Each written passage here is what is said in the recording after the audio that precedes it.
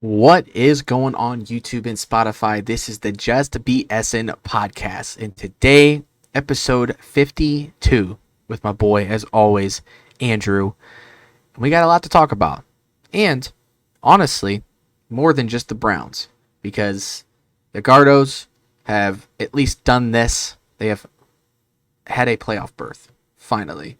Um, this is the first year, I think, since 1995 that all three Cleveland teams have clinched a playoff berth in the same year, which I thought was an astonishing stat, by the way, because that's when I was freaking born. So almost 30 years ago was the last time all three teams had done that in one year. Um, not a lot of people thought the Guardians were going to be as good as they are, but they've showed out. Stephen Vogt has been an outstanding manager for us, and the vibes have always been good. We've had a lot of good, fun things to talk about with the Guards, and we've also had a lot of down stuff. But that's what the long season brings. So Andrew, my man, how are we feeling now that we at least have a playoff berth? We have a clinched playoff berth, and now it just sounds like we're trying to lock down the division and potentially even the whole AL in general. Dude, first and foremost, I'm feeling great. It feels good to have all three Cleveland sports teams finally make the playoffs in the same year, and it's something to truly celebrate now in Cleveland sports because again, that hasn't happened since 1995. We were just popping out of the wombs of our mothers, and If you want to say it like that, then yeah. yeah, but we didn't get to witness that wholeheartedly. Yeah. But no, we haven't had to see that ever in our entire lifetime, and 2016 wasn't even close because we had two teams almost win championships, and then the And then you one have the team Browns. who only won one game. Um, Yeah. so We don't talk about those times for the Browns. I mean, it ultimately made us who we are now, but yeah, that stretch of years was a little rough as a Browns fan. I cannot lie to you. oh dude, it's a terrible stretch. But hey, the next season we drafted Miles Garrett in 2017, and And then they went 0 things and started 16, and then things started turning around. things started to turn around when John Dorsey came into and took over the ball club, and yeah, so we can thank John Dorsey for creating the thing we have now. But no, dude, it feels great. Shout out to the Guardians doing their business. Like you said, nobody expected us to be in this position. A lot of people had us towards the bottom of the division, and just being a team that should be under 20 win or under 20 games under 500 or some shit like that or something like that. And the Guardians and Stephen Vogt proved everybody wrong. And I think a lot of it had to do with Vogt's managerial style, Hmm. where it wasn't strict. We know Tito Francona was a strict manager. We know he didn't like certain things. He didn't do like he wanted things done his way. Vogt was more of a freelance, like, hey, just go out there and do your shit, man. As long as we win, we win. And like there was a lot of freedom. And I Yeah. think the players respected that and respected Vogt for it. Obviously the players respected Tito Francona too. I mean, Yeah, I mean, he's one of the goats. Yeah. he's one of the greatest managers of all time. So obviously there's no disrespect ever for Terry Francona, but I think the players respected Vogt for allowing them freedom to do their things, and ultimately I think that's why we have a ton of success with the Cleveland Guardians this year. And it's just this team, it's the same team as last year. It just looks totally revamped. Like we started hitting for power now. We started crushing the ball, and all the new guys that came up from AAA and the minor league systems have come up big for us in big moments and Yep. have been game changers. Yeah, and I mean, I think that was a big gripe that we had last year, especially. We were waiting for some of these guys to get called up, and we're like, why is, certain players just playing every single game? Why are you still, Yeah. and why are you using Brian Shaw in the bullpen when he has done so little for us over the past, few years, just being an unreliable guy? Like, it was just, Francona had his guys that he trusted, and I get that, but even when you brought back a guy like, Austin Hedges, who had continuity with Bieber at the time, and also he's been a lifeline in this locker room for them. Like everybody is saying he is the voice, and you need guys like that. And I feel like we didn't have that last year. And Tito obviously had his own health issues and stuff that he had to deal with as well. I don't know if it necessarily became a distraction for the team or not. Whatever the case was, there was just a lot of an old school style of managing that was going on with Tito, and I think Vogt has just kind of brought a more modern, youthful way of going about it, and I think that's just what's helped this team because it is a young team. It's one of the youngest teams in the league in general, and all of these guys that we've brought at, guys like Manzardo, Angel has been great as well. Schneeman has been outstanding. Bo, even a guy that we have ripped a lot this year, but has come up big late. Rocchio has he's starting to play better. And I think with a guy like Vogt, it's important to keep those guys locked in and say, hey, listen, you're going to get your own. It's a long season. Keep at it. And I think Vogt has just done that. And, I've seen some people criticize him, because he is a first-year manager, and there were some people even saying that he was the wrong guy for the job. And now we're going back to sort of discussing whether or not he is going to be manager of the year, which rightfully so. I think he should be at least in the conversation, if not the, consensus manager of the year with how outstanding the Guardians have done despite injuries to the starting lineup, all the changes we've had to make, the guys that we've had to bring in. We've made it work. We are about to win 90 games this year. We're already on pace for it. We have 89, I think, right now. So we are about to hit 90 on the season. That's an outstanding year, and I think anything over 100 is even crazier to me. So for the Guardians to come out and do what they've done with being a young team as they are, to grind out this season with all of the injuries and BS we've had to deal with, it's a good feeling to at least clinch the playoff berth. But we have not clinched the division just yet. I think you said the magic number for that was like 2 or 3. So it sounds like we're all we are almost there. We have, I think, 3 more series left. I know we have a 3-game series against the Cards starting tonight. Actually, it's starting right now, I think. And then I think we have a 2-game series with the Reds, and then to finish it out, I think we have a 3-game with Houston. So the season is coming to a wrap, and when October comes around, it's playoff baseball. And you also get the mix of basketball, your prime, and football at that time. Like, October is one of the most fun times of the year for sports fans in general because you're having all of the good sports, all of the big sports playing. I even think hockey is around at that point as well. It's a good time to be, involved in sports. And I think Guardians fans are really going to show out because it seems like we're going to have home field advantage for a majority of the postseason as long as they go. And if they make it to the World Series, we have home field advantage anyway because of the All-Star game. This is the year for the Guardians to make their statement because the Yankees are not perfect. The Orioles have struggled. The Twins have struggled. The Royals have struggled. They're about to choke their lead over Detroit, I think, to get that last wild card spot. Houston is not as good this year. This is the time to do it. Like if you're gonna go win a World Series, this could be the year that you do it because all of the teams that have been good over the last few years, they're struggling or they have weaknesses that they didn't have previously. And the Guardians have one like really, really good thing right now, and it's our bullpen. And to lead that home, Clase is like literally a potential Cy Young Award winner, which I haven't heard of a reliever win a Cy Young. I don't know if ever, but if it has, it's been a long, long time. And this dude is that freaking good. He is one of the most dominant closers in the game right now. And it's nice to have that guy on our side.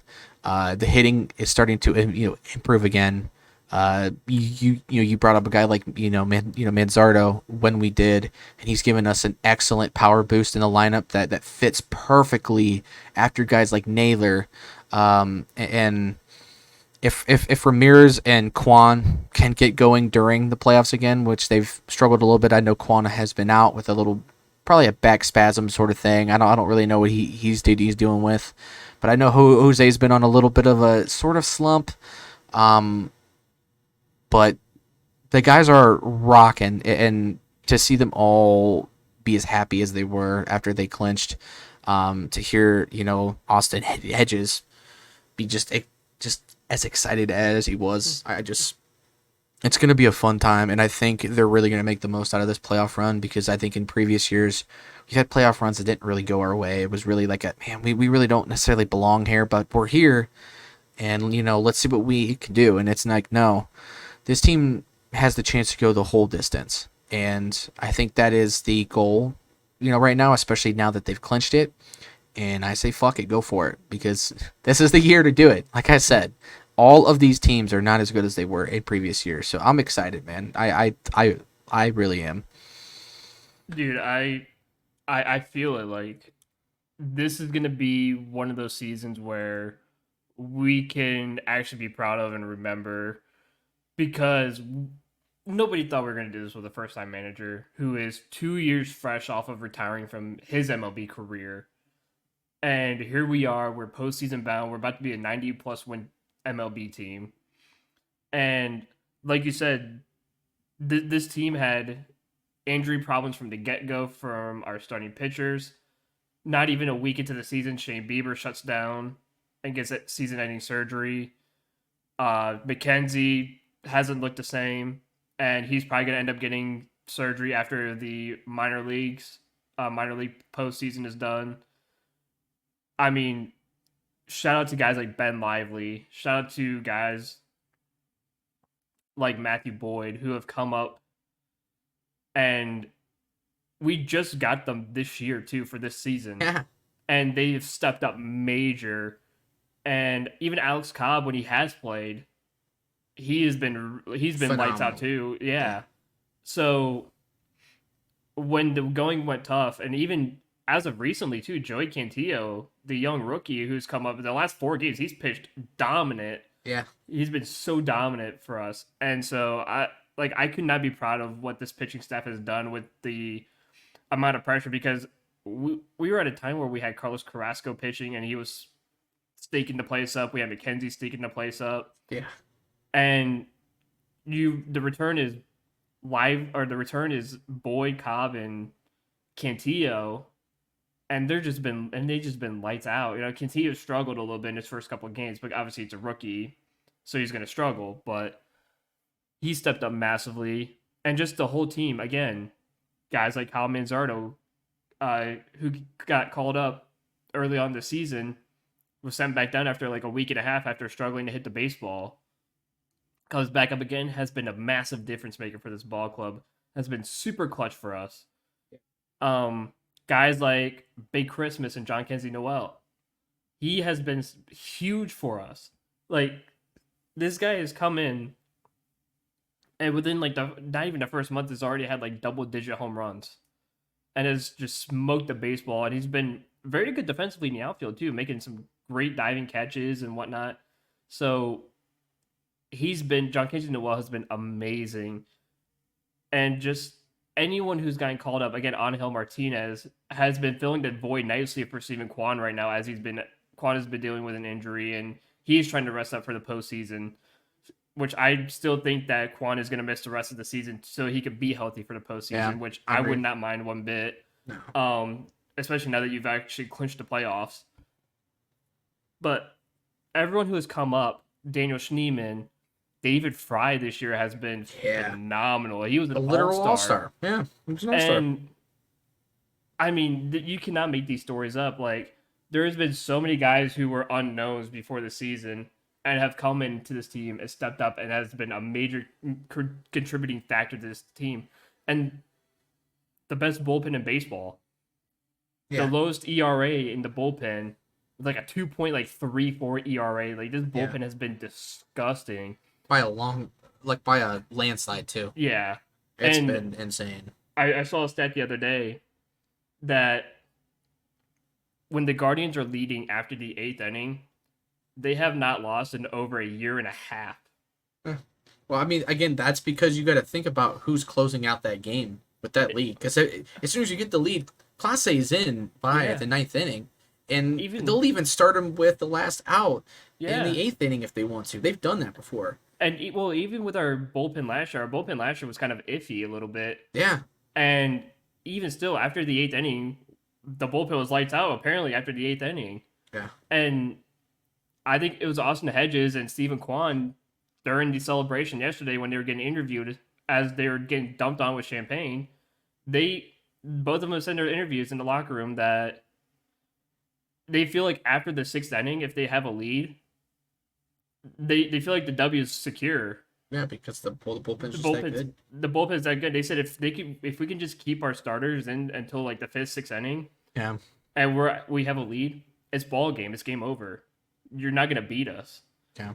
because then Hunter Gaddis is gonna come in, throw gas. You're gonna have Tim Herron coming in and striking people out. Andrew Walters has come in and done a great job after he's gotten called up last week. He's been great. I mean, this ball has been nothing but short of spectacular. And the only one who I could say has been kind of poor is Nick Sandlin. Like Nick Sandlin had a great start to the year, then he just after the All-Star break, he just tanked hard. Yeah. And I don't even know if I want to see Nick Sandlin in the bullpen going into the postseason because other guys have stepped up massively, and I don't think we need them right now to give up any runs. Oh yeah. But I mean, you can use guys like like Cantillo and stuff as bullpen guys if you really don't like if you really can't fit those guys in the starting lineups because obviously you're gonna have like a 3 to 4 man rotation. rotation starting wise. You might as well load up your bullpen with the best guys possible Yeah. and be able to eat up innings for us and not have to worry about bringing in guys like Sandlin because he's the only guy that's really been a guy that will give up runs late and that's what kills us.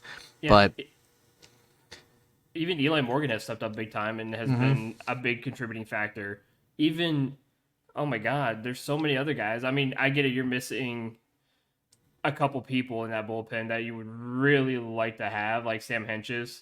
yeah, But I think we've been so amazing, and this bullpen does such a great job just closing things out, especially when there's one-run games and stuff. Because it gives me so much positivity going into the playoffs. Because now, what if you win the first round of the playoffs and you go up against the New York Yankees and whatnot? If you can just maintain at least like a 2-1, 1-0, 2-0 or yeah, 2-0 lead, whatever, I could rely on that bullpen to shut things down yeah, and shut it out. And even when you play in the second round, you have as of right now either Minnesota or Houston. Yeah, Houston's got great hitters, but if you can get past the sixth inning with a small lead, the bullpen's going to shut down the rest of the game. The bullpen's yeah, going to shut it down, and it gives me so much more confidence. And like you said, we could just add to that bullpen. Like if Cobb has lingering injuries still, instead of making him a starter, throw him in the bullpen. yeah, Cantillo, throw him in the bullpen. yeah, Even Tristan McKenzie, as he went to the bullpen in the latter half of the minor league season, and as they're in the minor league playoffs right now, playing as I think as of right now they're playing in a playoff game right now. Tristan McKenzie pitched like 3 games in the bullpen, 0. Like I think he's got like a 0.00 ERA with like 8 strikeouts and like 2 walks given up. Like he's been lights on the bullpen, and we yeah, talked about throwing him in the bullpen too. And he's pitched 1 inning in the bullpen. He's been a lights out in the Columbus Clippers bullpen. yeah. So maybe it would be worthy, maybe of bringing him up and bring him into the bullpen and see how he does. So there's so many options, and even if you leave the bullpen as is, I'm It's cool still with it. yeah, it's still solid. It's still amazing. They got you here in the first place. You might as well ride the wave. Hmm. So, and like you said, for some reason, it doesn't feel like we belong here right now. And I said the same thing 2 years ago when we made the playoffs in 2022. Like I didn't. We had the youngest team in baseball at that point. I still feel like we didn't belong in the playoffs, and we It we just kind wasn't of really in the plan. Like everybody thought it would be next year is when we'd be hitting the stride because I don't think they wanted to put a lot of pressure on Vogt, and I don't think he put any pressure on himself. I think just the team just rallied around him and they were yeah. like, "Hey, this guy is awesome. He's great. He believes in us." And after the game, he's crying after games because he's just so happy to be a part of this team. He loves the guys that are there. He cares about everybody in that freaking room, and it's just Hmm. it's nice to have a guy like that. And I'm not saying Tito wasn't that way. He was very passionate about what he did. It's just the difference of the style of coaching, the style of managing that I think the Guardians needed. And I said that all last year of just Tito just seems a little too old school for how young this team is. If he was Yeah. on a more like if he was with like LA or Houston, he'd probably do a lot better because he has consistent guys that he can always go to. Like a team like this, you need to bring guys up. You need to have them see what they can do, and not just later on in the season. It's got to be throughout the season. You just got to see what you got. And we have such a good minor league system. It's hard not to try to bring these guys up. So excellent job out of Vogt. You know, I was gonna ask earlier if we think that he's worthy of being manager of the year. I think we both agree that that's true. So I'm not even gonna really make that a topic of discussion. But again, it's just nice to see, and I just really hope that guys like Ramirez and Josh Naylor can catch fire in the playoffs, because we're gonna need everybody. We're gonna need everybody on deck for this. Guys have got to come out hitting the ball, ready to go, not being scared of the the lights, the camera and the action. We need guys that are ready to go. Before we move on to Browns, I do want to ask early on here, who do you think is going to end up being in the starting rotation for the playoffs? I mean, I think the top two guys you already think are going to be Bybee and probably Gavin Williams, but after that, it can be an Alex Cobb or it can be a Boyd.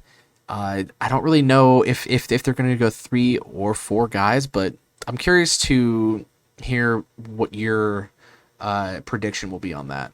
I think if we do rock or go, obviously we're probably gonna be second place and have the bye, so we're gonna have a 5-game series. So obviously you're only gonna need 3 pitchers. Yeah, my top 3 guaranteed is Bybee. Number 2, I've been up and down on this because Gavin when he came back started off well, and he's kind of been up and down a little bit. Yeah. And I in my mind, I was like, well, would you be more comfortable with him or Lively? Because right now Lively's pitching shutout baseball right now as we're speaking, and to be honest, I still wouldn't mind Gavin. He throws hard, but I think he's lost some command as he got his velocity up. So that's what's concerning me just a little bit. And he does throw a lot right over the plate that does get hit hard. Mm-hmm. Where I would maybe rather have a Ben Lively that can command the pitches a little bit better and, get more ground and fly ball outs. But the also thing that concerns me is Lively going 6 innings. Yeah. And so I think that's where you take Gavin Williams, because at least even though Gavin Williams does get hit a little bit, he can take you to 6 innings. Yeah, he can. And he's not going to sacrifice. And even though he is a little wild right now, and he still has to learn to control his pitches a little bit. When he's on, he's on. Like when he's a guy that can get 9 Ks easily.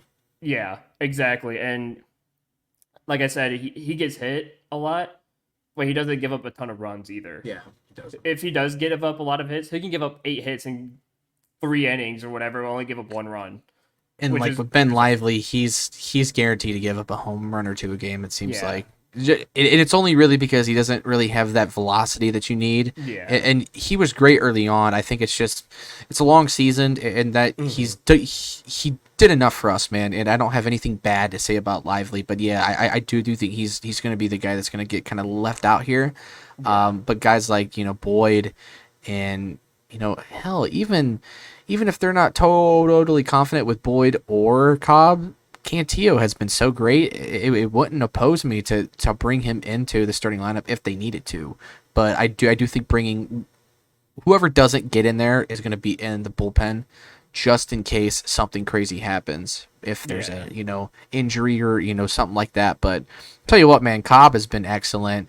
Boyd has been excellent. They've both been great guys to throw in this in this rotation. I think that's what kind of saved the season for us a little bit, was just the fact that we finally got our starting, guys in sort of a groove. I mean, Bybee's back to being normal. Yeah. Gavin has been pretty well so far. So, yeah, I think those top 3 guys are 100% there. It's just going to come down to, especially once we get to this 7-game, series, wonder if we bring in a 4th guy or if we're going to be allowed to, because I always forget the freaking rules with that, but it was so weird how they did it with the the guys that we were able to keep, and like how many guys we were going to keep in the clubhouse. So it'll be fun, it'll be cool, but I'm just excited for playoff baseball again, man. Yeah, same. And my 3rd pitcher would be Matthew Boyd Yeah, essentially. So absolutely. so Boyd's a guy. yeah, so Bobby, Gavin, and Boyd would be my top three pitchers going into the series. So, but dude, I'm excited. Like you said, this team has a chance to go crazy far. I looked at the 2022 playoffs where we swept the Rays in the wild card 2-0, and then somehow, some way, we went all 5 games with the Yankees and almost beat the Yankees in 5 games. So this team has resilience for sure, and I think teams, and I think a lot of the MLB pundits right now are telling teams you should be afraid of the Cleveland Guardians, especially if they can get to their bullpen after 6 innings with a lead. You might as well count your days at that point because they're not going to give up a single run after the 6th inning. So it makes me super excited, and I think we're definitely one of the teams to watch in the postseason.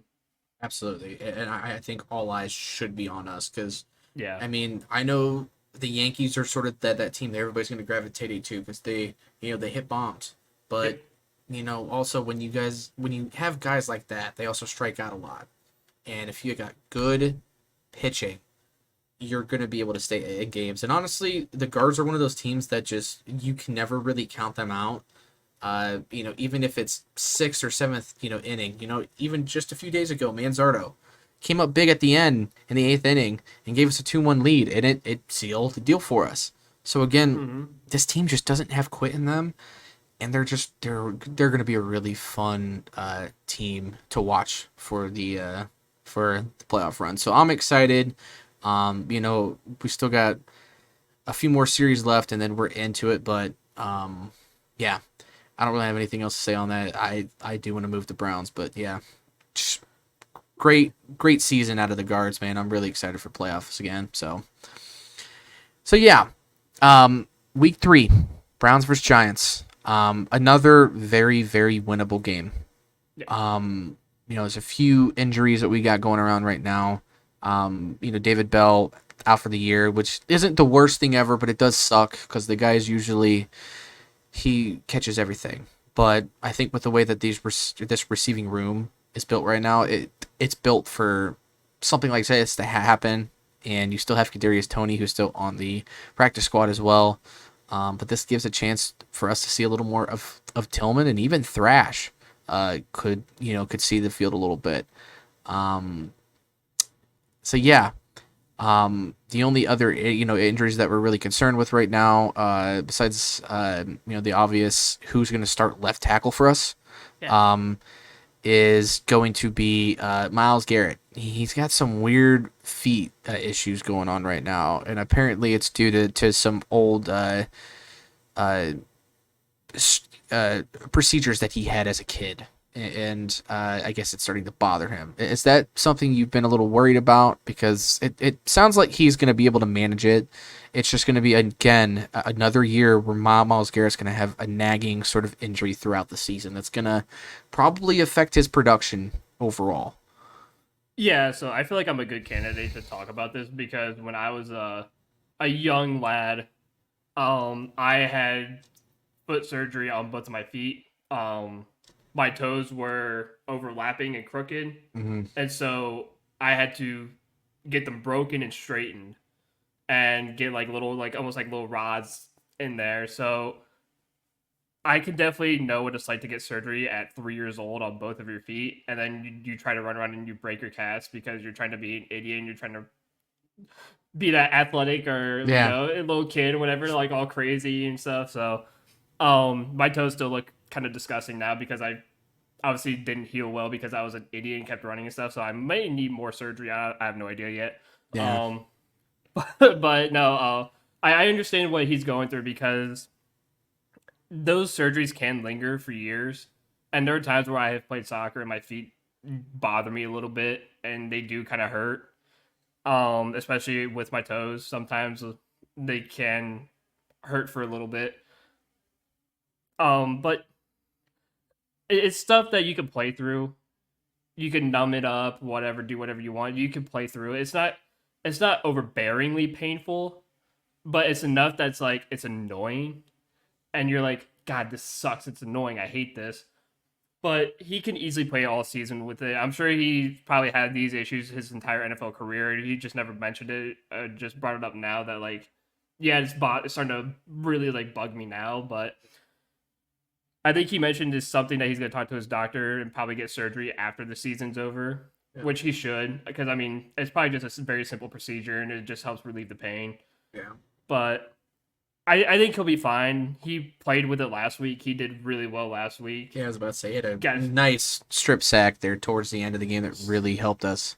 yeah, so I don't think it's going to be a massive issue for him. I don't think it's going to really affect too much of his performance.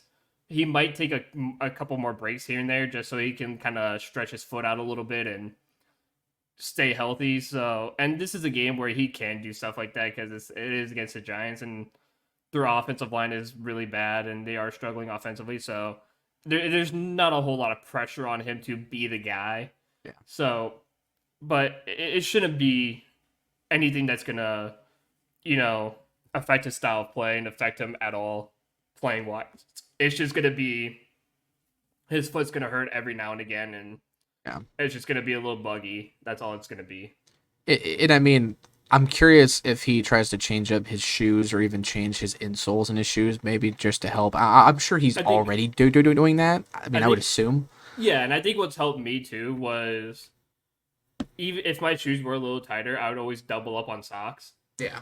I would always wear like another pair of socks under like my grip socks or something, so that way my foot doesn't slide and my foot stays like firm, and it also like kind of compresses my feet, so that way it doesn't hurt to run. It doesn't hurt to like move or anything.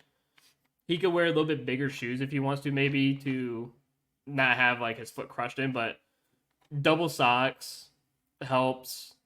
You could probably put some of that with that like athletic tape that helps like relieve muscle pain or something on it. He could probably maybe put a little bit of that on his foot and see if he can't stretch out those muscles a little bit in there.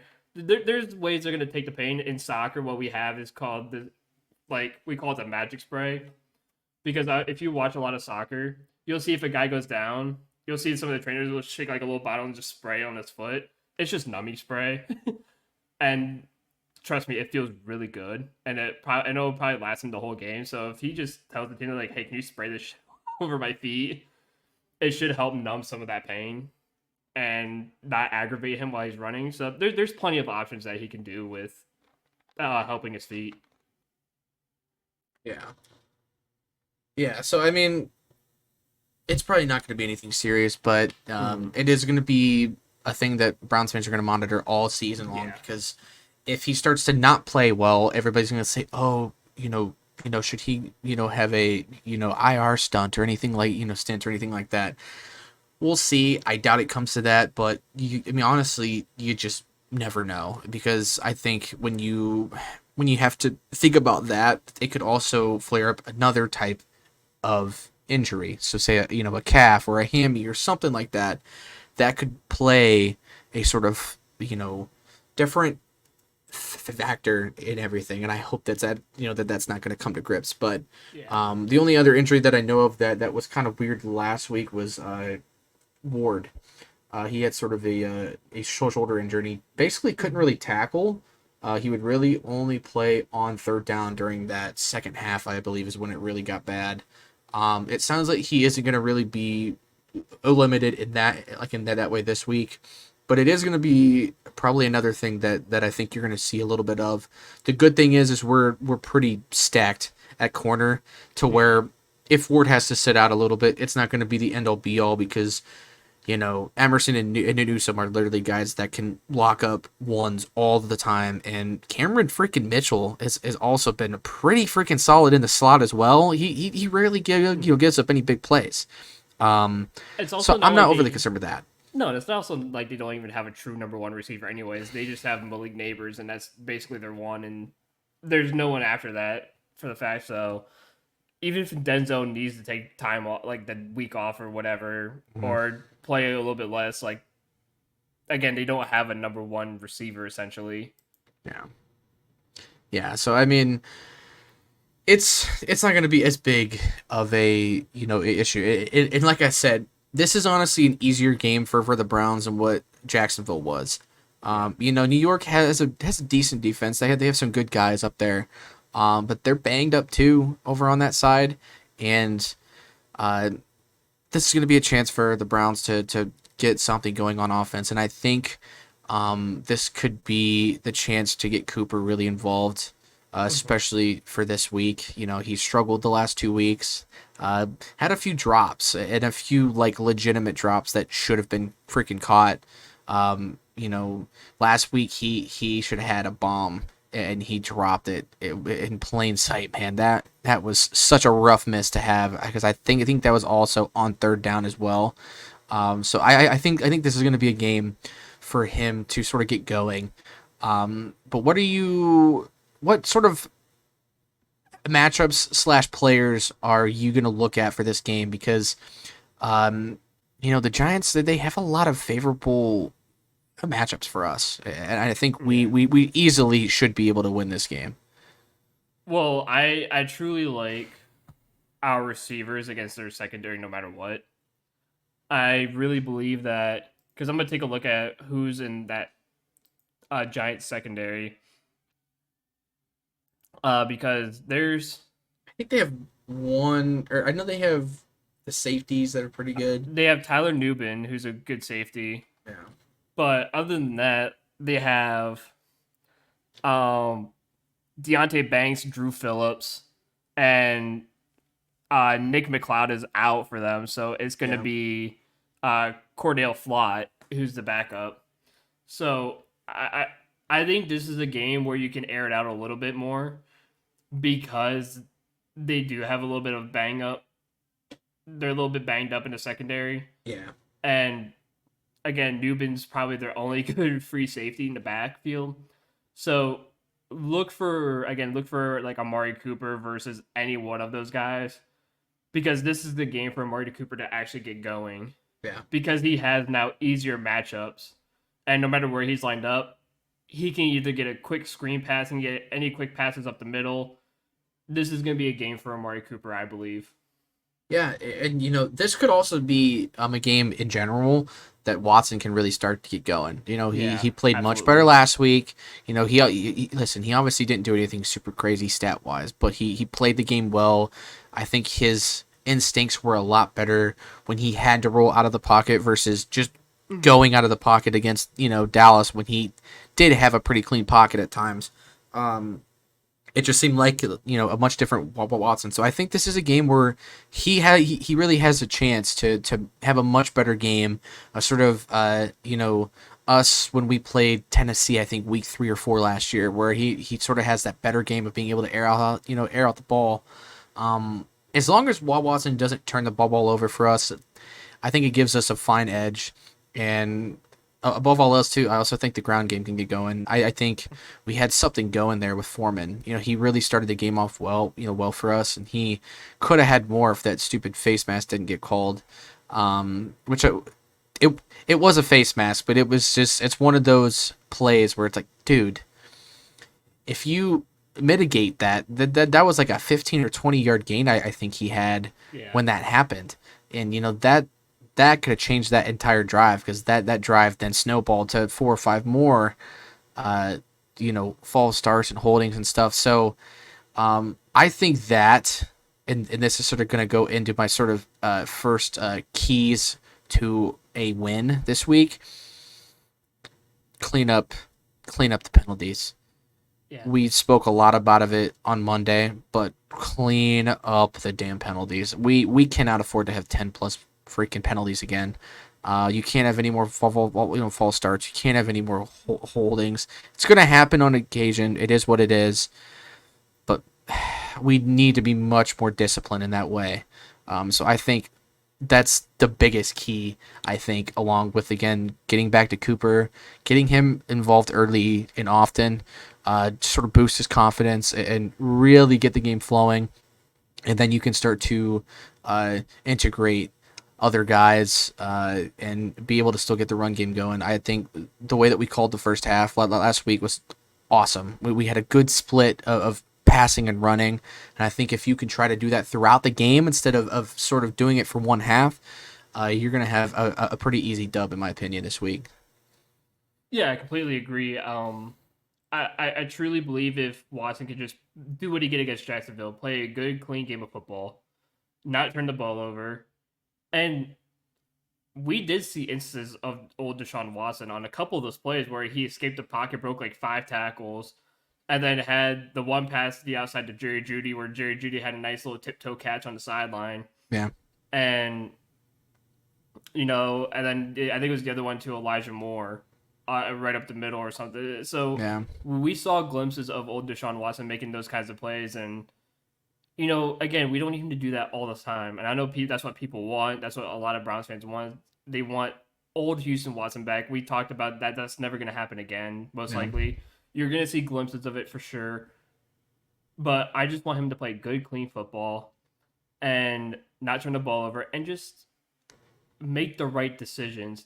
And I like what we did in that first quarter of the first half on Sunday, where once we got on offense, we took up almost that entire clock. Yeah. Like, they had the first possession, they didn't do anything with it. And we got the ball with like 10 minutes left in the quarter, and we ended up almost winding the clock down to like the 2-minute warning. So, and we obviously it led to a touchdown. It was a slow drive. They had a couple penalties, and it resulted in a score. And it took up almost the entire first quarter clock. So, I know people are like, well, Watson's being more of like a game manager. Cool. So many of the NFL great quarterbacks, like Drew Brees and all those guys, were game managing quarterbacks. That's how they won football games, is that they ate up a lot of the clock and then they capitalized on that too by scoring while chewing up the entirety of the clock. That's how they won football games. You're not going to win football games now by throwing it for 300 to 400 yards, 5 touchdowns. That's not how you win football games. We saw that with Brock Purdy against Minnesota. He threw for almost 320 yards and got smoked by Sam Darnold. We saw that with a couple of the other guys in the league last week who threw for 300 plus yards and got killed by the teams that they were playing. So saying, well, Deshaun didn't throw for 200 plus yards or 300 plus yards, that doesn't mean shit. What matters is he played the game, he controlled the game, he again managed the game. He managed the game, didn't turn the ball over, made good plays that he was supposed to make. Again, a couple of guys need to stop dropping the football. And the Browns did their thing. And it's going to be the same result on Sunday, where as long as Watson can just play good football, not turn the ball over, make good throws, and the guys can actually catch the fucking football this time. And the biggest thing, like you said, limiting the penalties, especially the offensive line and all the holdings, a.k.a. James Hudson. I'm singling you out because you have half of them. Mm-hmm. And you have like 90% of them already in the first 3 weeks of the season. Or 2 weeks of the season. I'm looking at you, James Hudson.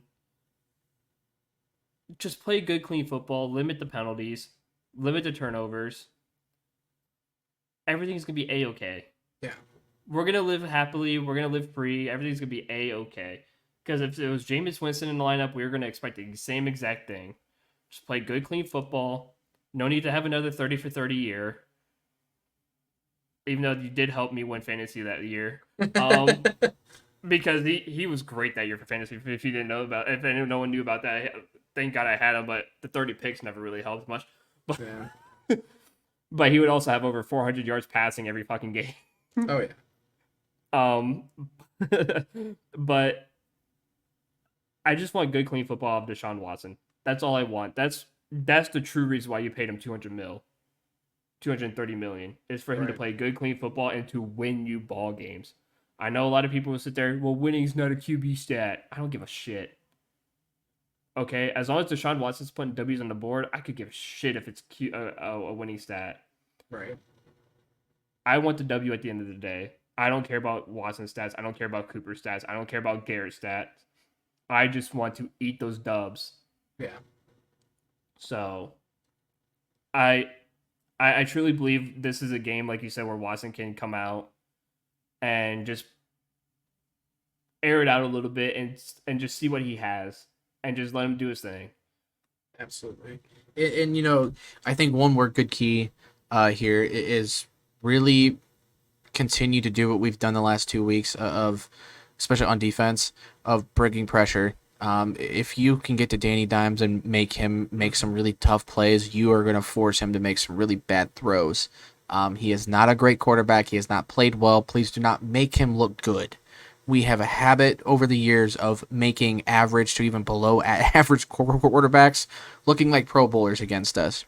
I mean, how many times have we had that over the years, Andrew, where we've had guys that are, aging and just not playing well the whole season, and then we play them and they throw for 350 and four, scores, and you're like, where the hell did that come from? Yeah. Cannot fall into that. Make Danny Dimes throw pennies, and let's have him throw some picks to us.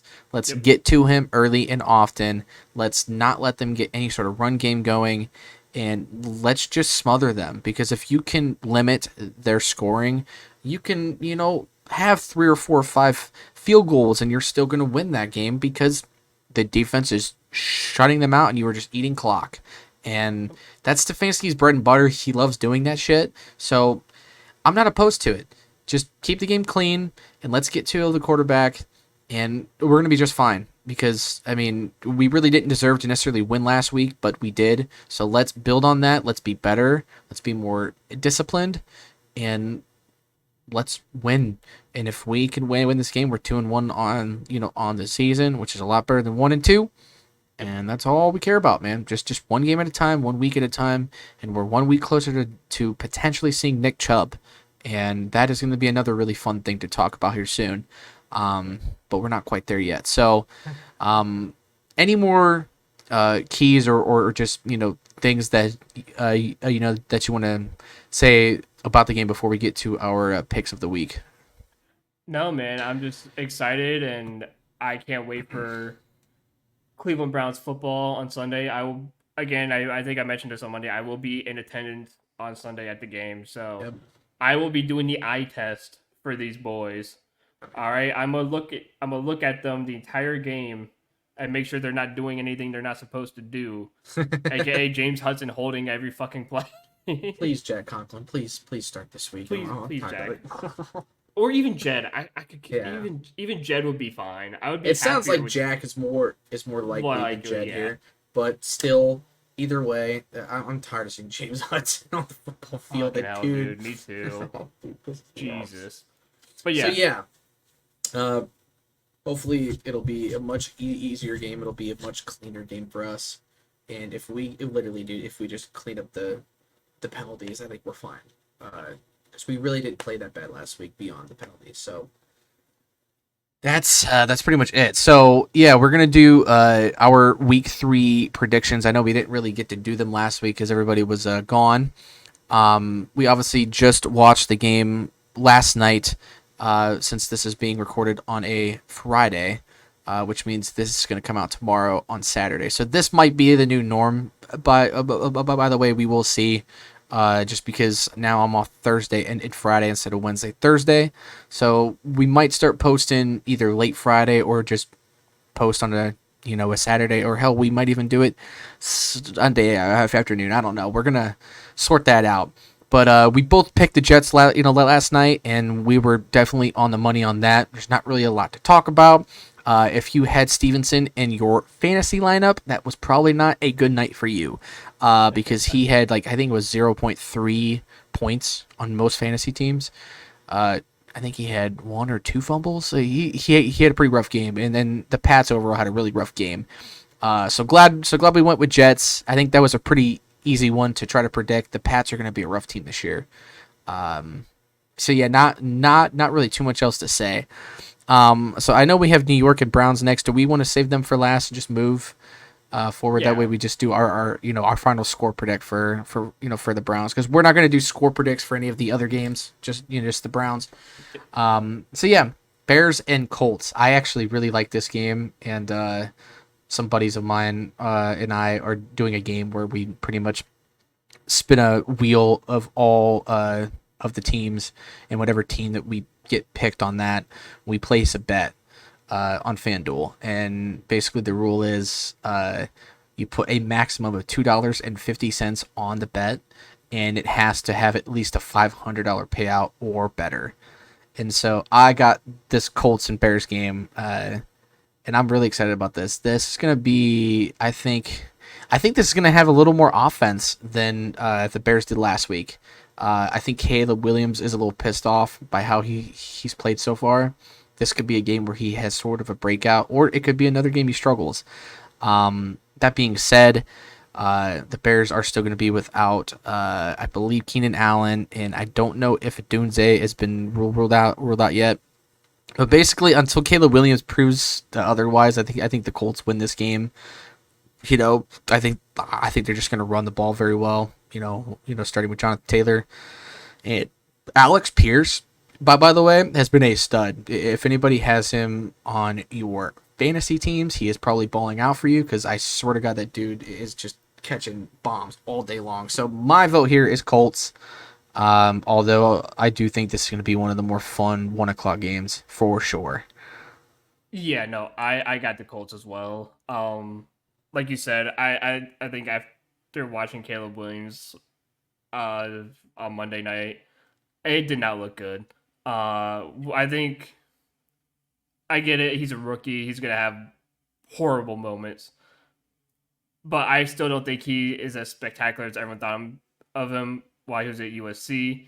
I still think there's a narrative that we always hype up some random college quarterback and then they end up being the number one draft pick and then they end up sucking. So, and I think Caleb Williams is one of those guys. He was 8-5 at USC. I don't know why everyone was gassing him up like he was some kind of stud. He's more mid than anything. But again, I get it. He's a rookie, but he's still going to struggle because the Colts defense is still pretty solid.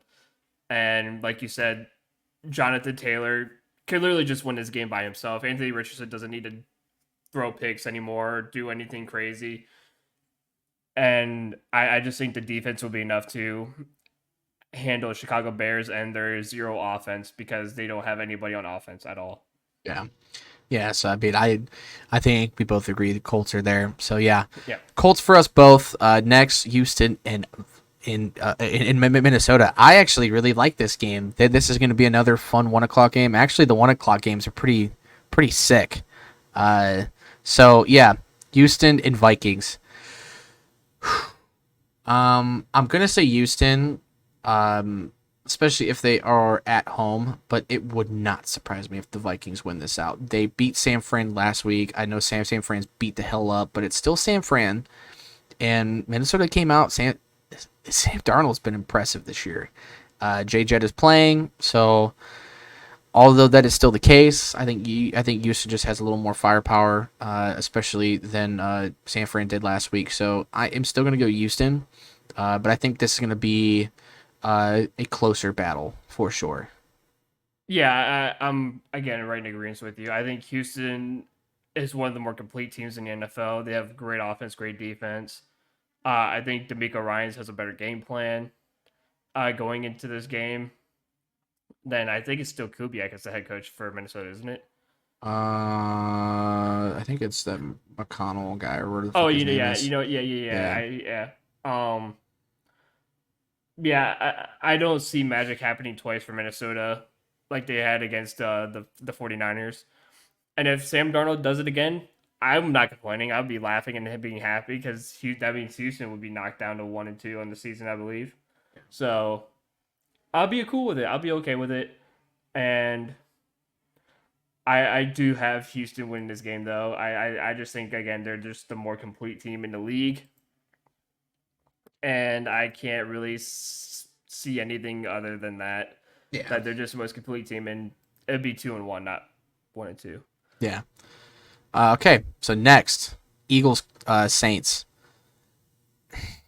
I actually think the Saints are going to do this. Derek Carr, dude, I'm a huge Derek Carr fan. I always have been. When we drafted Johnny Manziel instead of Derek Carr back in the day, I was so pissed. And he's lighting it up.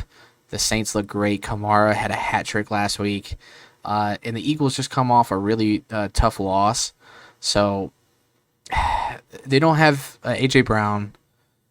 This will be higher scoring. I think this is going to be the shootout of the week, personally, because both teams have the ability to ball out, and it's not like the Saints have an incredible defense, but the Saints have been impressive so far. They beat the absolute dog dog shit out of Dallas last week. So I'm gonna say Saints.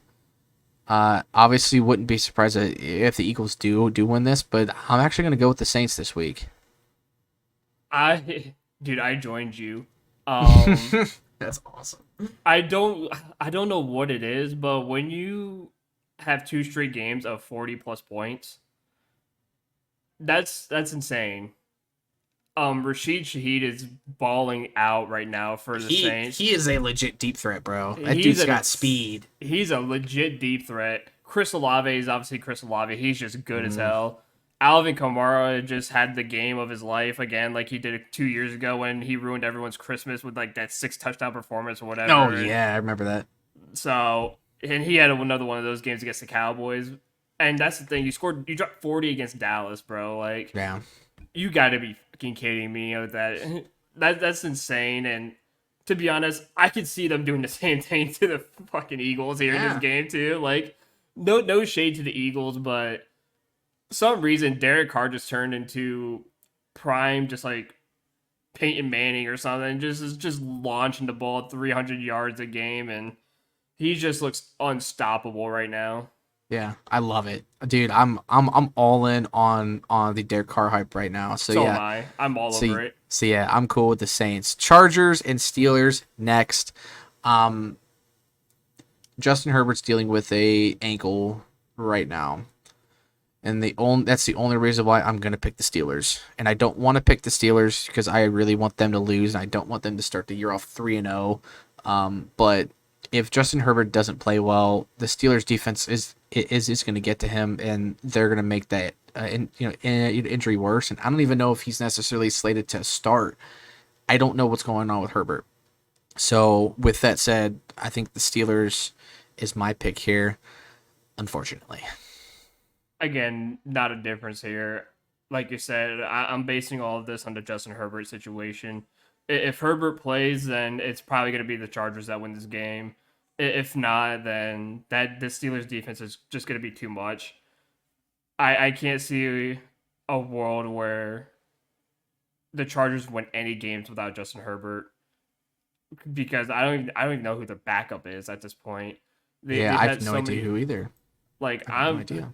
I would legit have to look up who the backup quarterback is, but it does like we said, if when it comes to push comes to shove, I think the Steelers defense would be too much if he does not start. Yeah. And I got the depth chart up here, and it's Easton Stick still. Ugh, yeah, so So that's rough. I don't like that at all. But yeah, if Easton Stick starts, then it's Pittsburgh all the way. So Yeah. I'm with you there. I'm basing it off the Herbert injury, and I think Pittsburgh's going to win with defense only. They're not going to score more than 15 points, but they're going to win with defense. Yeah, which again, it's gonna piss me off, and like I do think Herbert will still play because he's a pretty tough kid, but it's gonna have an effect on him. That being said, I really hope the Chargers do win that game because that would be hysterical. J.K. Dobbins has been great so far, so that's been a plus for them. But Steelers D defense is really good. So this is an easy one for me next. Tampa Bay versus Denver. Tampa Bay all day long. Our boy Baker has looked like one of the best quarterbacks in the league right now. And I know it's only week 3 now, but Baker's playing really well. They just beat a really good Detroit team. And Denver's, they're going to struggle, especially with a rookie quarterback. Tampa Bay has a good enough defense to really put him in a blender. I think that's going to be a tough task for him. So I think Tampa all the way here. Yeah, I mean, once again, no shock here. I didn't go any different from you. Again, this is probably one of the easiest games to call. Denver is absolutely nothing right now. They are nobody. No one knows what Sean Payton's doing over there. Bo Nix is just getting absolutely demolished out there. I don't see a world where Tampa Bay, especially at home, Tampa Bay loses this game at all. So yeah, easy pick there. I think Green Bay versus Titans. I'm saying Green Bay here. I know they're probably not gonna have Jordan Love again, but that run game right now. It's been in fucking incredible. And Titans and Will Levis, he didn't have a great game last week. Although I think they will play better against Green Bay because they don't have Jordan Love. I still think Green Bay is going to have the edge. They just have a little bit better of a team, I think. Overall. So I'm going to pick Green Bay here, but I do think it's not. It's not going to be a blowout or anything. But I think just Green Bay's a better team. I actually went with Tennessee for this game. Okay. Um, I do think Will Levis played a very solid game last week against the Jets. Um, Again, one of those things we talked about, did turn the ball over. Tony Pollard had a great game. Calvin Ridley had almost 80 yards and a touchdown. I just think that the Titans got unlucky towards the end of the game, and Braylon Allen, for some reason, decided to pop off for the Jets. Yeah, he did. Um, so I like this team, and they played great at home. I mean, the game was only 24-17 against the Jets.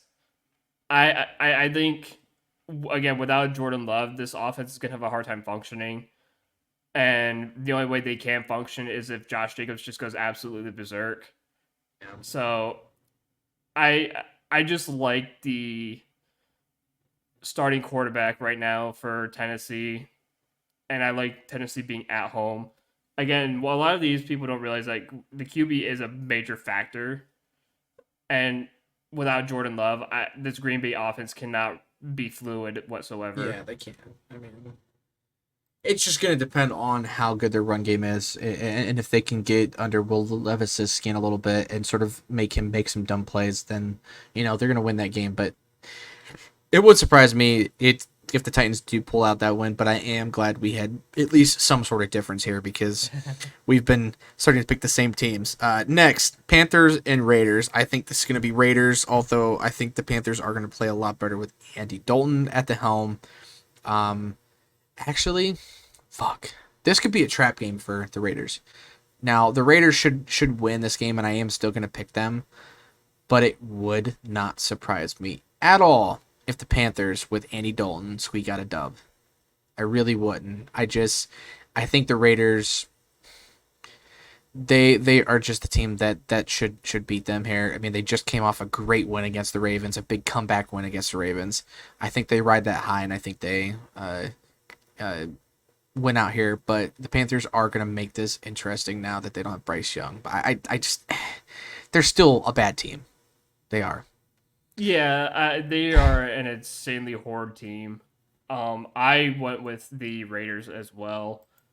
Even with Andy Dalton, I just think Andy Dalton's too far away from the game that it doesn't really matter who's the QB in this game. I still think that their offense, again, they don't have any weapons at all. Like Adam Thielen is hit or miss now. I think Adam Thielen was better off with the Vikings and Kirk Cousins essentially too. Again, Andy Dalton doesn't wow me as a QB anymore. Obviously he was great when he was with Cincinnati for the times he was solid for them, and he's not that same guy anymore. We saw him bounce around from the league in the last couple of years. It's just struggling really hard. Doesn't matter who the QB is for this Carolina team right now, whether it's Bryce Young, whether it's Andy Dalton. This offense does not move the ball at all, and they have a hard time scoring points. And I just don't see the Raiders giving up a whole lot of points at home to if the worst team in football, essentially. Yeah. So yeah, total agreement there. Dolphins and Seattle next. Seattle should win this game. Dolphins losing Tua, it's gonna hit that team pretty badly. The Dolphins are gonna have a rough stretch of games, I think. I know they still have good players. It's gonna be hard for this team to really produce a lot. And even with Tua, they were starting to struggle on offense. So yeah, Seattle all day here. Again, I got Seattle too.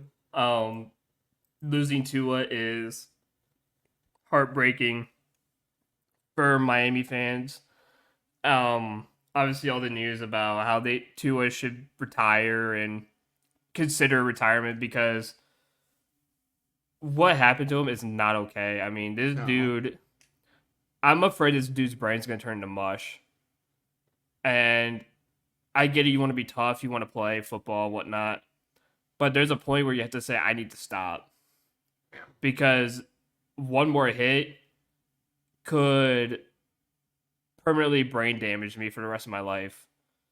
And I would not want that to happen to anyone at all.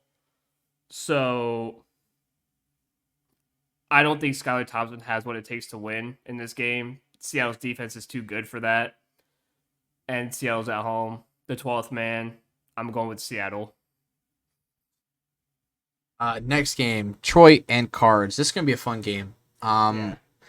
I'm gonna pick Detroit because I think they have a bounce back week, and I think they try to get Jameer Gibbs involved a lot more than they have. But Marvin Harrison and Kyler had a great game last week. They're definitely riding a high, and the Cardinals are playing some good ball. So it wouldn't surprise me if they shock Detroit. I'm just thinking that Detroit's got this one. But it's gonna be a little more of a offensive game than I think some people think. But my pick here is Detroit. I like the Lions. I'm a huge JMO fan, and I think Amon St. Brown has another big game. He had like 19 targets last week. So they lost, but he's still going to get fed the rock, and I think this is his week where he scores his first official touchdown of the season. So Detroit for me here. All right, here we go. I went polar opposite. I went with the Cardinals.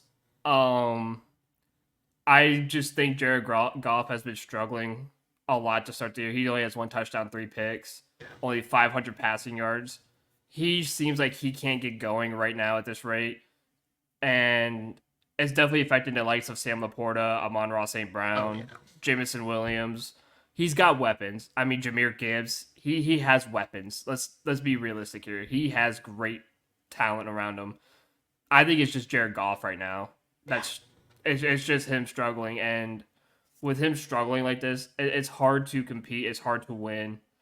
Kyler Murray dominated last week. I mean, he had the performance of a lifetime, and I think he found that connection with Marvin Harrison, and I think it's gonna be an air show for both of those guys. The only way Detroit can win this game is if Aiden Hutchinson has another 5 sack game and just It's gonna goes, happen. It which could could happen. happen, and he would have to go berserk. Him and that defensive line, but we have to remember Kyler Murray, like Lamar Jackson, is an escape artist, and he could escape a lot of that stuff and run for miles and throw the ball really well deep. So there's going to be some punishing plays like that where he will escape the pocket, throw it deep, and find maybe Marvin Harrison for a big time play. And James Conner has been one of the best backs in the league so far, and he could just literally light you up at any point. So I went with the home team. I went with the Arizona Cardinals. Cool. All right. Cool. Yeah. I love the fact we're splitting there. Next game, Baltimore and Dallas. This is going to be an interesting one. Um, my heart says Dallas. My mind actually says the Ravens are going to bounce back after a rough loss. I think they're going to get the offense going. Dallas just got the shit beat out of them, so they have that going for them, or sort of against them, I should say. But Dallas is at home here. So it wouldn't surprise me, but I think the Ravens finally get on the board with a win here. Um, and I don't want them to win. Like I said, I'm a Browns fan. I don't want them to win, but I do think the Ravens get their first win of the season here. Once again, I went the other direction from you. I went with the Dallas Cowboys. Once again, I think the Baltimore Ravens offense has struggled the first 2 weeks. Um, Lamar Jackson running 16 times in week one for 110 yards is not going to be sustainable for this offense. You have literally the biggest and best running back behind you and Derrick Henry, and it seems like John Harbaugh does not know how to utilize them, or excuse me, Jim Harbaugh. I get those two mixed up all the fucking time. Jim Harbaugh does not know how to utilize Derrick Henry, it seems, because in what world? I believe Lamar Jackson just had less carries than Derrick Henry in the second game. But in what world does Lamar Jackson have more total carries than Derrick Henry?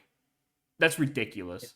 In no world should that be the case at all. No, at all. Derrick Henry is good enough to get you 100 yards on the ground almost every game.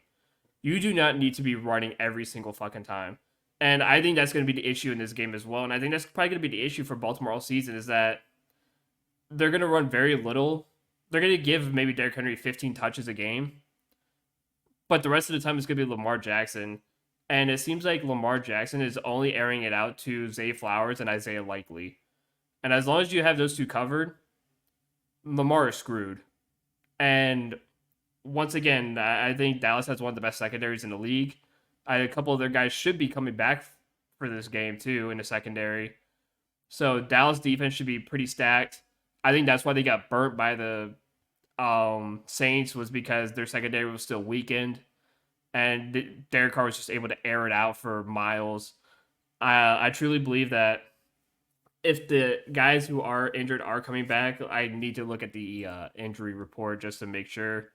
Um, yeah, I mean the only guys who are out right now are a couple of the defensive ends and a tight end, the third string tight end. So everyone on the secondary is back. They should be able to lock up Zay Flowers and lock up Isaiah Likely. If you are a Mark Andrews owner in fantasy, this could be a great game for you because Mark Andrews might be getting a lot of the football in this game.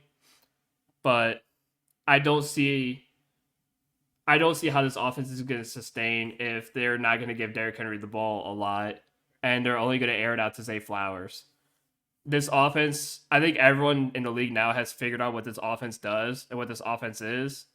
And then they know as long as they can bring any kind of pressure to Lamar and just stay man to man on the receivers, Lamar Jackson's useless in this league. He is a useless QB. And again, his stats, he's only got 520 yards. He's only thrown 2 touchdowns and has thrown 1 pick. So he's not really lighting up the league right now. And I truly believe that Dallas's defense will be enough this week because they now have everyone pretty much back and healthy, ready to go. Right. And they should be able to take down the Baltimore Ravens. And I don't think Dak Prescott's going to allow them another big-time loss like that to happen in his home field again. Cool. All right, cool. Yeah, so again, another split. I love it. Next, San Fran and LA Rams. This is actually going to be a weird one. I'm going to pick San Fran only because they still have Ayuk and they still have guys to throw to. They do have a lot of injuries right now. They do. They're out. They're without CMC. They're without Debo. I think Nick Bosa is also questionable as well. They still have Ayuk. They still have what's his name, Mason, the running back who played really well in Week 1. LA is completely depleted. They don't have receivers. They have Kyron.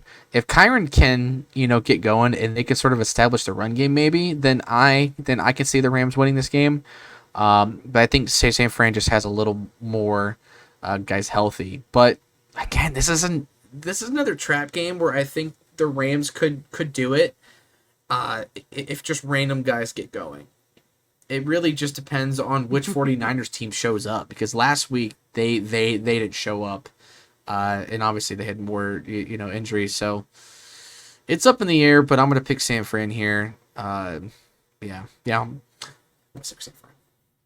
I also went with San Fran just for the fact that it's really hard without Puka Nacua and Cooper Kupp for Matthew Stafford to go and do anything. Now, don't get me wrong, Demarcus Robinson is a solid receiver, and Tutu Atwell is also a great second receiver. So it's not like he doesn't have people to throw the ball to. Kyron Williams definitely needs to get going in this game. And I think he does. I think they give him the ball even through the air a little bit more, and even try Mm, to split him and Corum up a little bit maybe in the run game. yeah. But Kyron, I can see him getting like 10 targets this game. I'm not Oh, even kidding you. absolutely. No, absolutely. I completely Yeah. agree, and I have Kyron starting on one of my fantasy teams, so Same here. I would love that. I would absolutely love that if he got 10 targets Yeah. and had a lot of play. I just think San Francisco's offense is just a lot better, even without Christian McCaffrey, which it seems like they do need him to be They an do. elite offense. I think him. I think Brock Purdy having Ayuk and Debo and Kittle is still an effective offense. Well, so Kittle is Kittle, also out as well. Kittle's out as well. Yeah.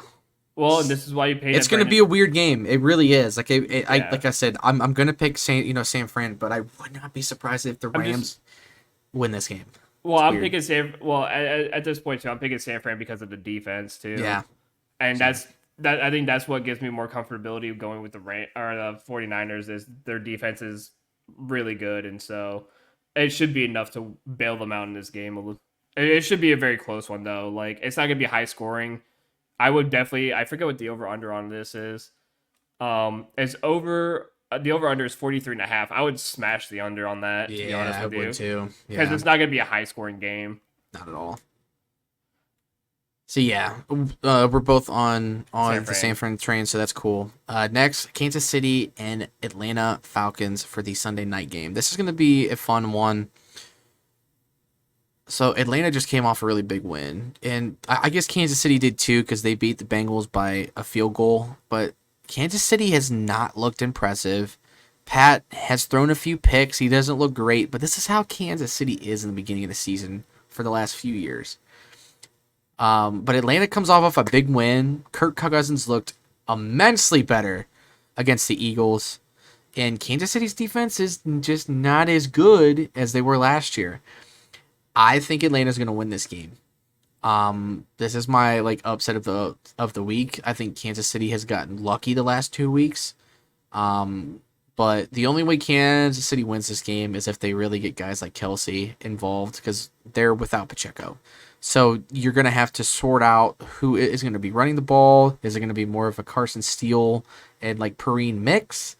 I don't know what they're going to do there. They still have enough guys receiving wise to make plays. You know, Worthy can come up big as well again this week.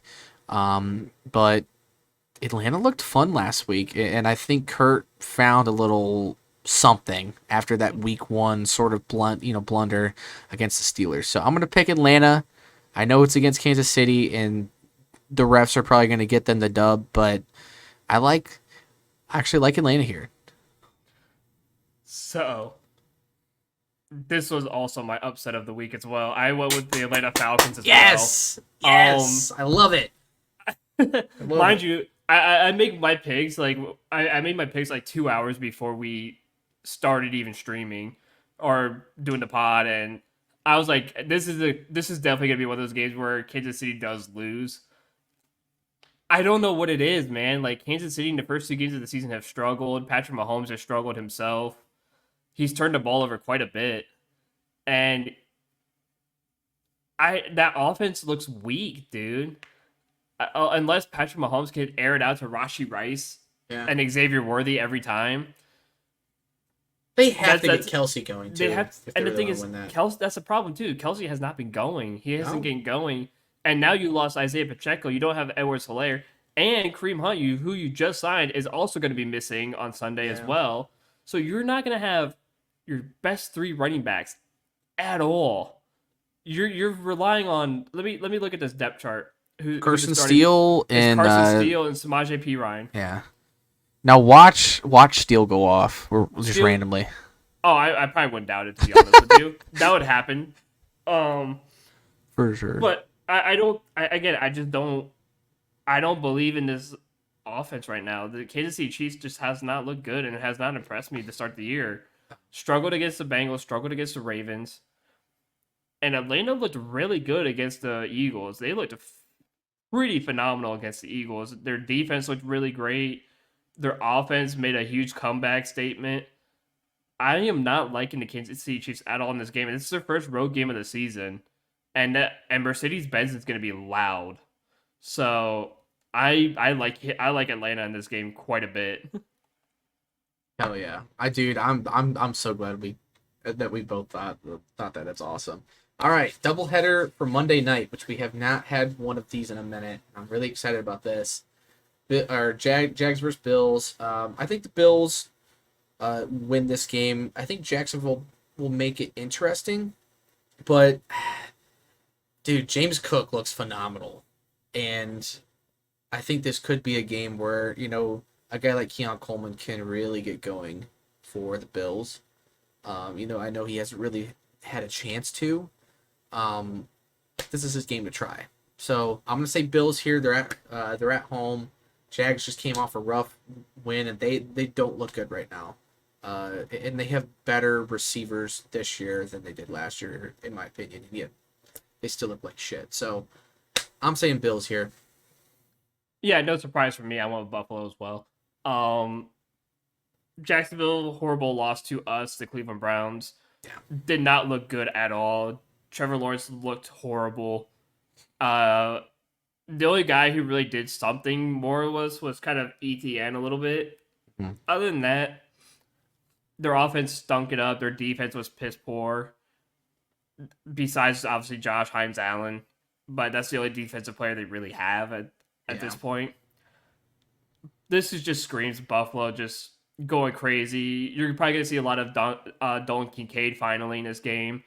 You're probably gonna see a lot of, like you said, Keon Coleman. Khalil Shakir has been Josh Allen's Yeah. go-to guy, and he's actually been really good this year. So look for a lot of Khalil Shakir, with who I have stashed on a couple of my benches, and I knew he was gonna go off after Stephon Diggs left.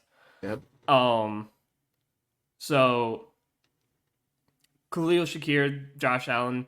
Again, I think the Bills defense is too powerful for that weak Jags offense. I think the Jags probably could be one of the more overhyped teams in the league this year. I mean, I think And Trevor Lawrence is one of the most overhyped quarterbacks in the league right now, especially absolutely. after that deal. I thought that was a shitty deal by the Jags. Yeah, and Sorry. I'm really glad on the Trevor Bank debut. That was so funny. We beat them on their Trevor Bank debut, and we made him realize, like, shit, this guy kind of fucking sucks right now, and we should probably not call it Trevor Bank after one game with this. And so I think any good defense easily handles this terrible, terrible offense that they have. The only bright side to this offense is literally Travis Etienne. That's the only bright Yeah. spot in the offense. And that Brian Thomas Jr. kid is really Yeah, good, Brian but Thomas Jr. is really they good, just but haven't been able to get him going because no. Trevor hasn't been able to get going. He gets sacked, and our offensive line sucks. So yeah, Yeah. I think the Bills can do it. So next we got Bengals and Washington. Is there word yet on if Jane Daniels is going to be out for this game or not? Because I know he got hurt last week, and if he's out, this is Bengals all fucking day. But even then, I still think the Bengals win this game. I think they finally get on the board. They got really unfortunate, for last week against the Chiefs. I think the Chiefs sort of got bailed out by the refs, and I think the Bengals. It seems like they're at home. I can see Joey Burrow finally having a decent game this week and lighting up that defense because I don't think Washington has a very good defense either. So same Bengals. Whether or not they have Jane Daniels could make that a little more closer, but I think it's Bengals all day here. So looking at the depth chart, yeah, Jaden Daniels has nothing next to his name, so it looks like he's cleared to play, and it looks like he's looking like he's going to play. And to be honest, I went with the Washington Commanders. Okay. So once again, I went opposite. I went the Commanders. Um, I think Jaden Daniels looked good in his first couple of games. He's definitely a good running quarterback, but also too he's got the same stats as Joe Burrow essentially right now. He's 40 of 53 with 410 yards. The only thing he doesn't have is the 2 touchdown passes. He's yet to throw a touchdown pass yet, but he's also yet to throw a pick. So it seems like Jane Daniels is keeping the football, holding on to it, not turning it over. And for some reason, I just don't like the Bengals right now. I think the Bengals, again, are probably one of the more overhyped teams in the league right now. Yeah. And Yeah. even without T. Higgins, who I truly believe has a false injury, because I think I think he's playing this week finally, though. is he. From what I heard, I'm pretty sure he's set to play unless there's any sort of setbacks. The only thing that sucks for the Bengals here, Jamar Chase is not happy, and Yeah, if that is going to have an effect in the locker room, that could have an effect on the that's what I actual thought. game. So we'll see. I don't think Washington's ready just yet, and that's why I'm gonna take the Bengals. But wouldn't surprise me if if the Bengals start off 0-3, because you're right. I mean they're really overhyped. They were overhyped this year. They were picked to win the division by a lot of people. Even same with the Ravens, and they're both 0-2. So And both of them it started easily 0-3. yeah, and they both might. So we'll see how that goes. But I think Joey Burrow will have a better game now that it's a few weeks in. He's had a chance to get back in the flow of things. So we'll see how he goes. But final game, which isn't really the final game of the week, but the game that we care about the most. New York versus Browns. Browns are back at home here. I actually think we have a home stretch for at least the next game or two after that. Or actually no, because we play the Raiders next week, and I think they're at Raiders. So I think it'll be a few more weeks until we're back in a home stretch. But either way, we're home against New York, who is struggling. I think they look like one of the not the worst team in the league, because I think the Panthers usually take the cake on that. But Danny Dimes, miserably miserable at best. This dude, even though he got Malik Nabers going last week, that is their only saving grace on offense. The run game is pretty non-existent, and it just doesn't seem good for them right now. This is a chance again, as I said before, for Deshaun to sort of get going. I think this is going to be Browns win. I don't think either of us are going to say the Browns are going to lose here.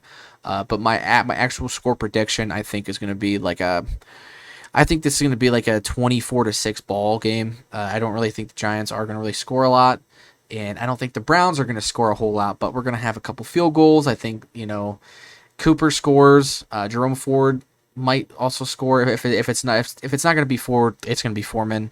But I do think we're going to get one of each, and it's just going to be another game like last week. My hope is that it's cleaner. But yeah, I'm going to say about 24-6 is my score predict. Yeah, I'm not too far off. I also went with the Cleveland Browns to win this football game. Being at home for one game, and then, like you said, we're on the road for the next 3 games after that. Before we're home again. Yeah. Okay. Browns one of the better teams at home in the NFL in the last couple of years. Last year we only lost one game at home. If we lost any at home at all. Oh yeah, we did. We lost the Ravens. Because that was the first game of DTR. Yeah. Um, but then we didn't lose a single home game after that. We went 7-1 at home, and again, I think I can see that this year too, almost. And the Giants just do not impress me. They scored 6 points against Minnesota, and then they struggled to score points. I mean, yeah, they had 2 touchdowns, but they struggled to score points against Washington. And Danny Dimes got beat up by a rookie quarterback. He got beat up by Jaden Daniels. And that Washington defense, which is average. So I can imagine what they're gonna do with an elite defense coming and facing the Giants, but I don't think Danny Dimes is ready to face Myles Garrett in this kind of defense. And I think, like you said, they probably won't even touch double digits points in this game. It could almost look like the what game was it last year? Was it the Arizona game where Arizona scored like 3 points or something? We won like 30-3 or something. Shut them out. I think. I don't even think they scored. It was something crazy. It was either a shutout or they only made a field goal, and that was like the end of the game. Yeah, I think it might have been that if that was the case. I think it could be the same here. I think it could just be a horrible day for the Giants. I'm going with 24-7. Okay. I'll give them a benefit of the doubt and give them a touchdown, but this defense is just too elite to allow Danny Dimes to just take over a game and do something crazy with it. Yeah. over or under on let's say 3 sacks as a team for the Browns this week. Oh, over. Yeah. Easy. Easy over. I think Garrett can have 2 this week alone. I think the Giants have one of the worst, I think, if not the worst offensive line in the league. And I know you almost said they were the worst team in the league. I would say, Statistically, are they like one of the worst? well, I'm about to look it up. I mean, I'm pretty sure the Panthers are, but it wouldn't surprise me if New York's down like at like right next to them. Well, let's take a quick gander at this. Um, because I kind of want to see. So, as of right now, according to teamrankings.com, this is based on ratings and whatnot and strength of schedule. This is based off of the first couple of games of the season. They have New York as the 31st team in the league right now. Denver, New York, and then Carolina. So that's literally one source saying that the Giants are a horrible team. And I could even just go to the team stats just on offense and defense separately. On offense, the Giants are, sorry, I have to accept the cookies. I hate that shit.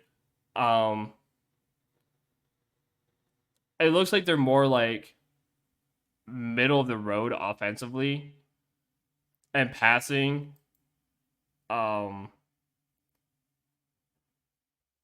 Rushing, again, middle of the road. Actually, I think it's just putting them in the same spot. So we're gonna just we're gonna put like different stuff on here. We're gonna go like passing yards and like touchdown. So yeah, like passing yards are one of the worst. Touchdowns are one of the worst. Interceptions, they're obviously one of. So this offense is just absolutely horrendous. And they're definitely, as a couple of the websites I've just looked on, they're bottom 3 for sure. Yeah. So I mean, it theoretically this should be an easy game. I think that this can be again. I know I said this before.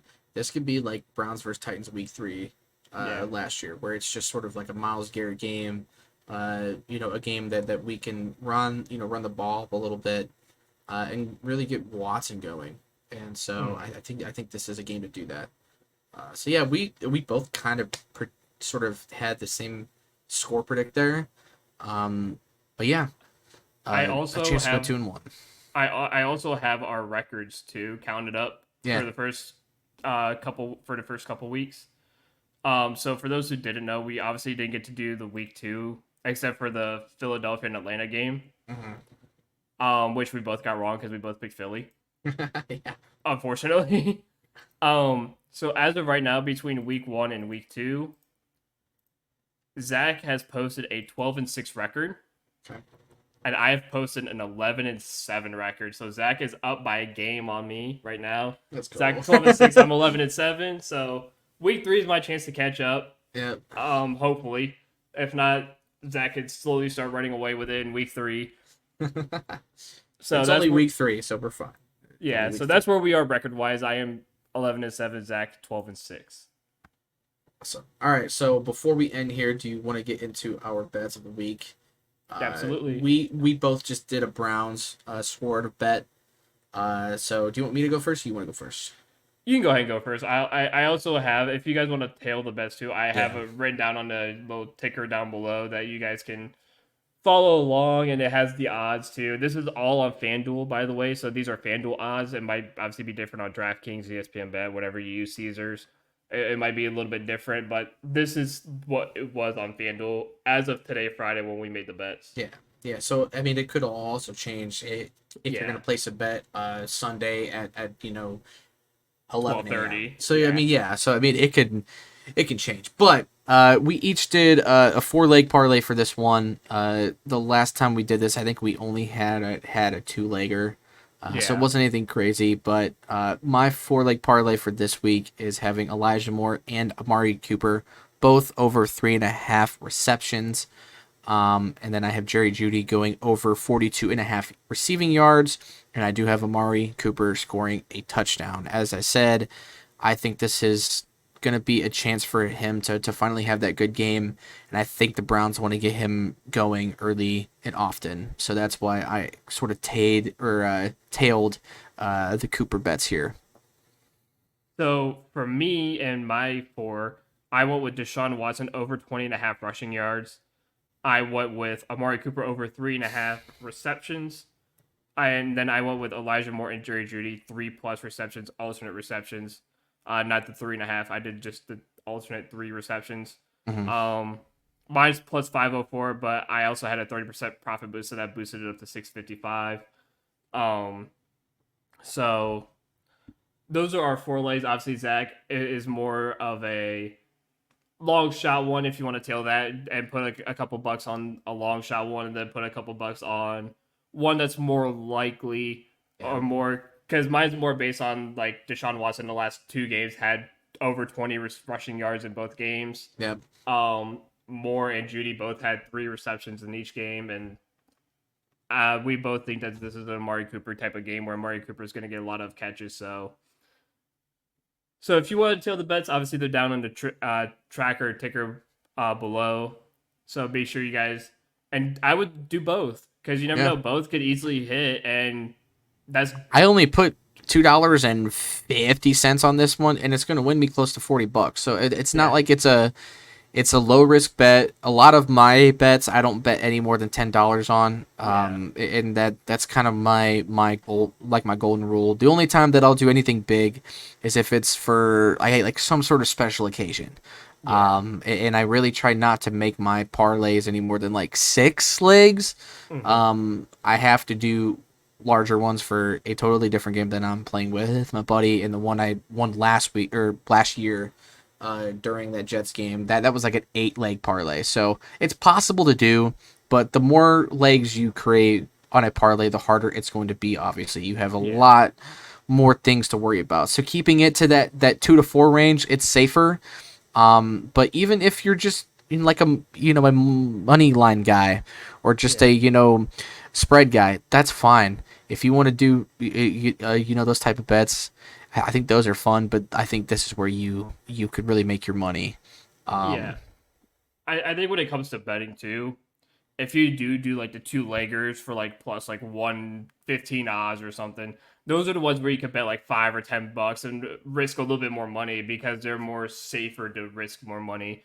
For Yeah, our bets, like mine's plus 504, I put $2 down to win. The plus 504 would have been $10, but since I had the 30% profit boost to make it a plus 650 or whatever, yeah, it bumped it up to $15. So $2 for me will win 15. So if you did both of ours, you could win about $65, yeah, and that you're betting $4.50 yeah, to win yeah. So 65 bucks.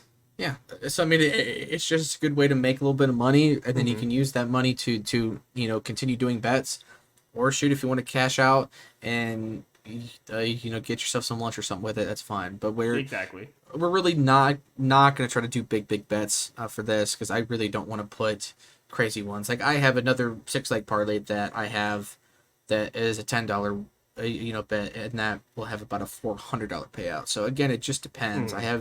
I have another random one I'm doing with my buddies where I have like a $2.50 bet as well. But this one is a larger bet, and the payout's like 1,100. So it's like it just depends on what you bet. I would also say, don't be afraid to bet on different games. Yeah. I really like it, just like to bet on Browns games, just because I'm going to be watching it. But if you're starting to see trends with certain players scoring, or certain trends of players getting a specific amount of yards or whatever, do that. Spread it out. Um, if you want to bet on all of the 1 o'clock games, do that. If you want to bet on all of the 425 games, do that.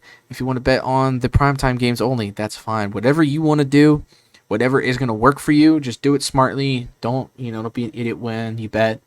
But yeah, I have yet to hit on one this year, so still waiting on it. Yeah, no, yeah, I don't try to go crazy with betting. A lot of my bets, like I made a college football bet for tonight's Friday slate, and it was just over under on the 3 games going on tonight. And again, it was something simple like $2 with me like $15. So it's nothing super spectacular, nothing super crazy, guys. We're not sitting here, and that was just a free $2 bet that I had because I had a no sweat bet from a long while ago, and I just decided to use it on that.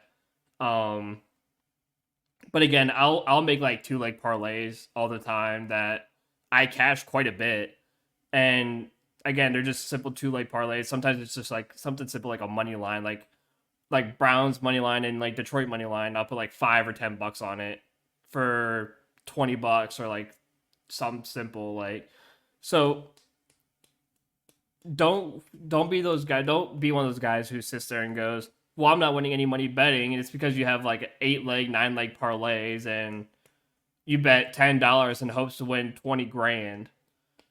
That's not gonna win you money. Those legs are not gonna win you money. Now there are people on Twitter who get lucky enough to win those bets, and then next thing you know they get the blue tick mark, and now people follow them for quote unquote betting advice that they're terrible at.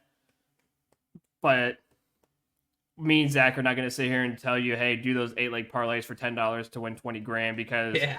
we know the likelihood of that hitting is like 2%. I mean, for instance, last week I did a 15 leg parlay for fun.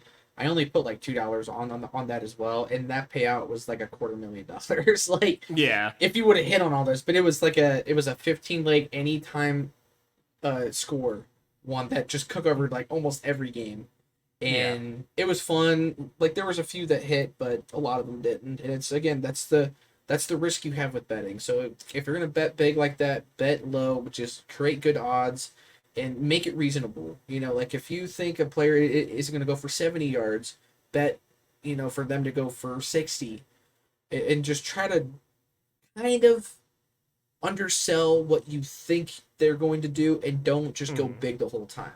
And I think that's the best way you're going to hit on bets. Don't be afraid to not have a huge payout.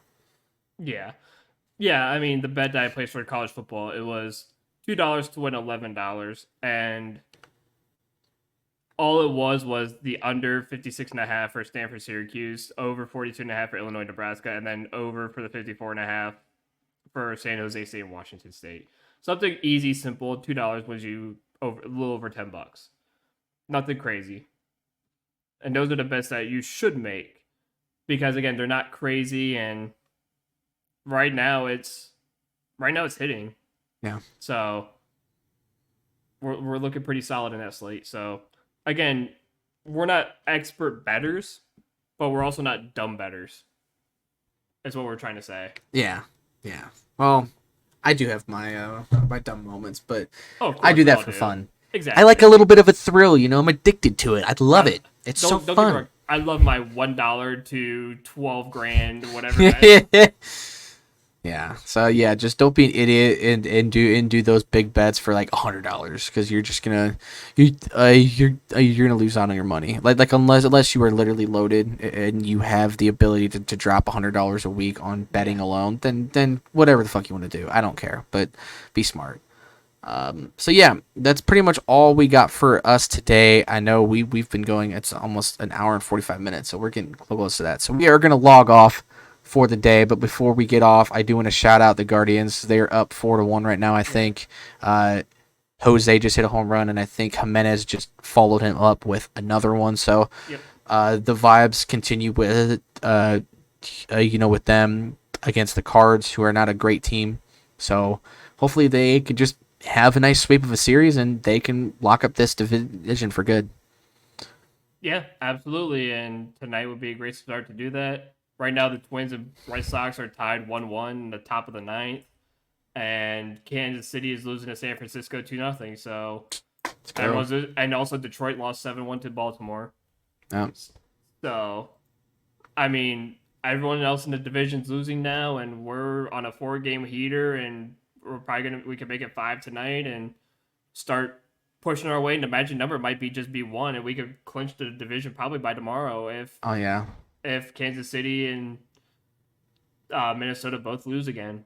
We could clinch the division That would be tomorrow. great. Yeah. That would make a great weekend for us, especially with Ohio State starting to come back. Oh, I mean, yeah. they have that stupid game against Marshall, so that's we didn't even want to discuss that because we all know what's going to happen there. Yeah, there's no point. So yeah, guys, we are going to go ahead and log off. We will see you guys next week, and as always, just remember, we're just BSing.